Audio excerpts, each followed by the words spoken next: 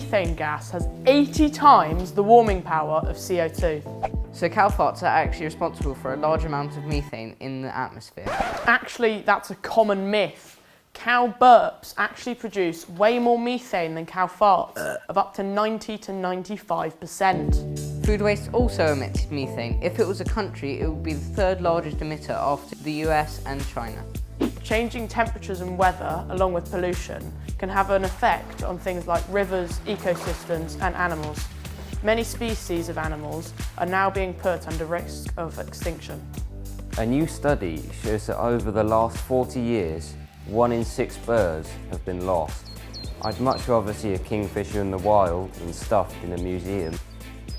Many birds have already become extinct, and some are really close now. We know this has happened before because we can see by looking at museum artefacts.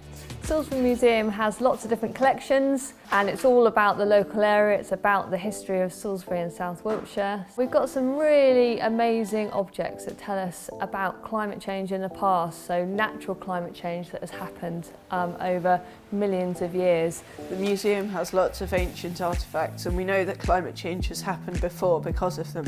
For example, this is a mammoth tooth. Woolly mammoths existed at the time of the last ice age, so it was probably a change in the climate that then affected their food supply. So the ice melted, the world got warmer, and that made them die out.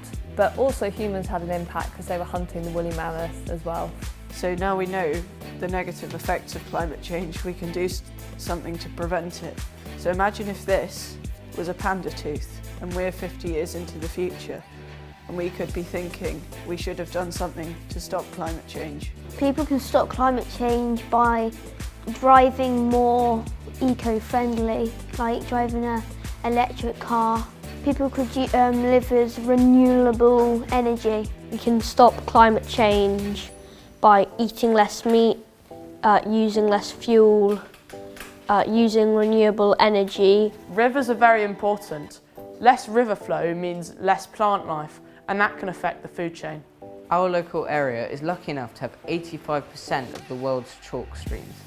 Locally, we have the Wessex River Trust, who are trying to look after our rivers and make them more resilient to climate change. We think you should support the Wessex River Trust because of their important work which helps us all. Man-made climate change is bad, but everybody, including you, can help prevent it. You can help us make our countryside cleaner. The decisions we choose to make affect everyone and everything.